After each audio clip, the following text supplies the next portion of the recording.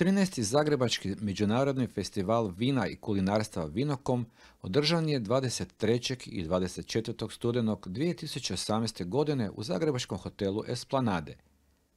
Festival je u cijelosti posvećen kulturi stola, vina i hrani, kao nezaobilaznom dijelu gospodarstva i hrvatske turističke ponude. U ime Hrvatske gospodarske komore želim prije svega čestitati organizatorima, gospodinu Deopoliću, na ovoj velebnoj nacionalnoj manifestaciji sa preko 300 izlagača, gdje su upravo naši proizvođači vrhunskih vina, vrhunskih gastronomskih tradicija, možemo reći, napravili najbolji uvod u ovogodišnji zagrebački advent. Budući da se festival održavao uoči svih predstojećih božićnih i novogodišnjih blagdana, ovo je bila dobra prilika za uvid o mogućnostima u mjesecu darivanja. Na festivalu su prezentirana, ali i degustirana vina, te sljubljivanje vina i hrane i održane moderno koncipirane eno-gastro edukacije za poslovne ljude, trgovce, someljere, ugostitelje, ali i za nas novinare. Ovogodišnji Vinokom je održan na površini preko 3000 m2. Cijene ulaznice za festival na 200 kuna ipak nije spriječilo tisuće entuzijasta da dođu u Esplanadu na kušanje vina radionica. Naprotiv, čini se da cijena karata na neki način ipak filtrirala publiku koja je ove godine, čini se, više bila fokusirana na sama vina. Zemlja partner ovogodišnjeg festivala je Ruska federacija, pa je okupljene tako pozdravio i veleposlanik Ruske federacije Anvar Azimov. Hrvatija je bogata država, vi imate puno bogatstvo, samo glavno bogatstvo vaš narod, vaši ljudi, dobri, prijateljski, česni, ponosni. Imate druge bogatstva, Adriatika, Здоровье море, полипривреда. Мы, русские, наиболее волим ваши мандарины. И волим, чтобы ваши мандарины долазили на русские первенства, но нажали санкции. За что санкции, мы не разумеем. Но треба скинуть новые санкции. Но има много богатства, но я мыслю, ваше богатство также ваши вина. Но мы, русские, волим Хорватию, има puno poštovanja za Хорватию. Когда был Мондиал многомерный, вы знали, что весь русский народ, он болел за Хорватию. И мы волим, чтобы на русском первенстве было более хорватское вино. Я мыслю, что хорватское вино наиболее на Балканах то сигурно. И я мыслю, что наиболее у света. Я могу и 5000 боксов вина. И сваки делегации, которые долазят у Загреба, а делегации честно долазят, я дарю хорватские вина. За то, что хорватские вина ваша добрая визитная карточка. Хорватские вина – то душа Хорватии.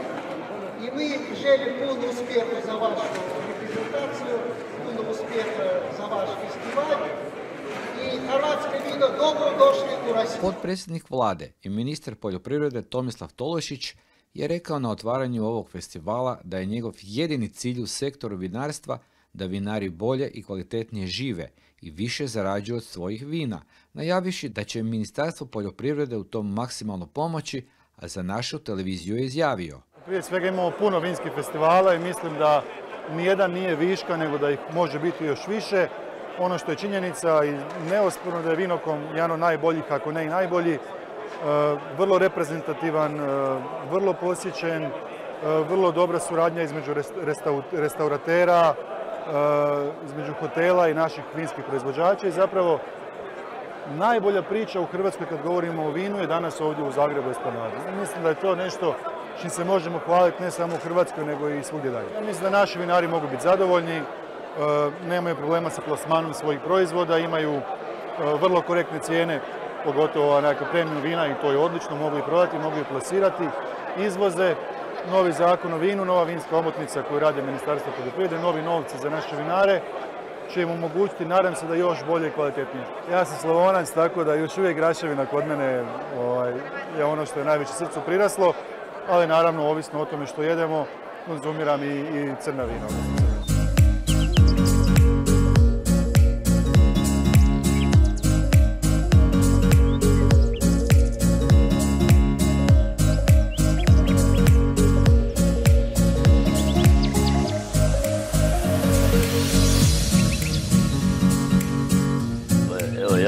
Andropolić, organizator ovog Zagreb Vino.com-a već 13 godina. Prvi put sam počeo 2006. znači i prvi u Hrvatskoj sam počeo to raditi. Sad ima dosta festivala, već vidim i po regijama i tako da se razvija. I takva vrsta manifestacije doprinjela, znači, stvaranje vinske kulture, da, evo vidite, mladi ljudi ima dosta koji vole vino, razmišljaju vino, znači da vino nije ona samo ajde idemo piti. Znači, da postane jedan dio kulture Hrvata. Malo je sad problem gužve, puno ljudi, izlagača, ili izlagači, znači oko 20-ak nisu, žele nastupiti, a nisu, nema prostora. Ne. Znači, a i jako puno je posjetilaca. Znači, evo vidjet ćete sad ovaj dio, to je interno presučeno među nama kao profesionalni dio, sad onda dolaze i ovi potrošači bez koji vino nema smisla. Ako vi proizvodite, neko ne kupuje, onda to je problem. Pa mi konstantno negdje idemo s brojkom 300, iako privrednih subjekata ima i više. I mislim da te brojke su to iscrtano i to već par godina je tako. Pa u moje glavi i percepcije razmišljanja, ja mislim, danas je dobro gospodin Nazimov rekao. Znači, na zapad naši kad idu s vinom, to je malo onako, jer nismo mi nigdje baš tako da nas velikodušno očekuju. Pa ni u Italiji. Uspijemo nešto prodati, ali nisu to neke količine na kojima bi se moglo bazirati hrvatsko vinarstvo. Sad, Rusija je veliko tržište i ona se isto transformira, mijenja i tako. I mislim da je naša budućnost, za jedne kategorije vina, sigurno da mi trebamo ići i druga tržišta osvajati, jer vino je velika utakmica. I mi smo tu, tako, imamo još neki mali porođajni problema, ali volim reći da smo išli cijela privreda kao vinarstvo, bilo bi nam jako lijepo. Naravno da smo osim organizatora ovog festivala porazgovarali sa pojedinim proizvođačima, pa poslušajte koje su nam oni priče ispričali vezano uz njihove proizvode. Cijela naša paleta vrhunskih vina je predstavljena ovdje, od graševine kao najznačajnije sorte što u Hrvatskoj, što u Slavoniji, odakle mi dolazimo. Zatim našeg Silvanca, koje je perjanica naše vinarije i neki naš imidž, znači neko vino koje nas predstavlja gdje god odemo kao najbolje naše vino, u dvije kategorije, kao kasnu berbu, kao redovnu berbu. Zatim Franko kategoriju kao jedna od najznačajnijih kontinentalnih crnih sorata vina. Zatim ostale sorte Chardonnay, Sauvignon, Pinot Sivi, znači sve u vrhunskoj kategoriji. Osim toga, ovdje smo i sa našim pjenušcima koje smo izbacili prije godinu dana, pa evo ćemo priliku i njih kušati. I jedan novi kuve, crni kuve, kombinacija različitih godina i različitih sorata crnih vina iz našeg podruma. Kultura pijenja je na sve većem nivou. Odnos prema vinu, odnos prema boci, držanje čaše. Svjedočim kroz mnoga gostovanja u mojoj vinariji da je to sve na boljem nivou, da Hrvati znaju šta žele. Znaju kad žele lagano vino, znaju kad žele malo korpulentnije, jače vino. Znači, ipak, cjelokupni rad struke i ugostiteljstva, znači jedan zajednički rad mnogih institucija ipak je dao neke rezultate, dobre rezultate vezano za vino. Pa evo, danas smo prisutni ovdje na Vino.com-u sa našim korlat štandom. Predstavljamo premium korlate rakije i likere.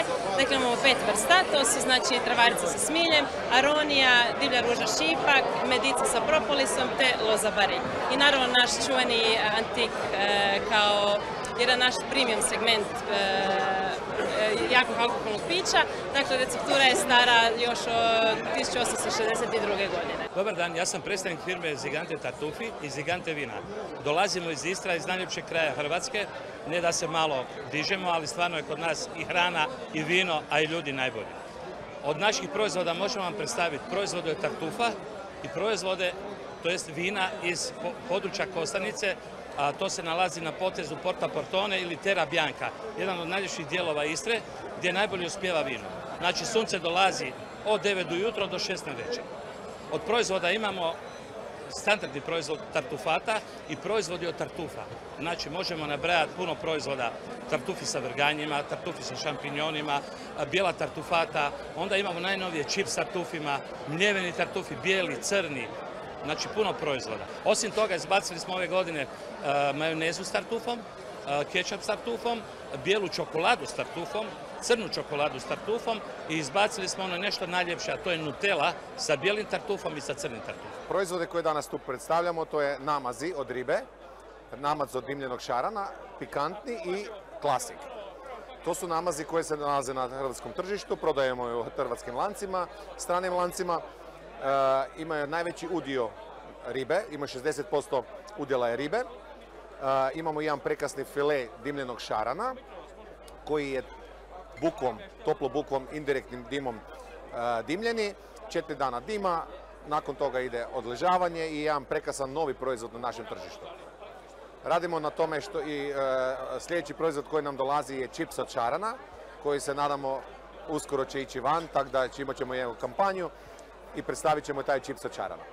Najavili se novo ulaganje u poljoprivredi, u stočarstvu i svinjogojstvu.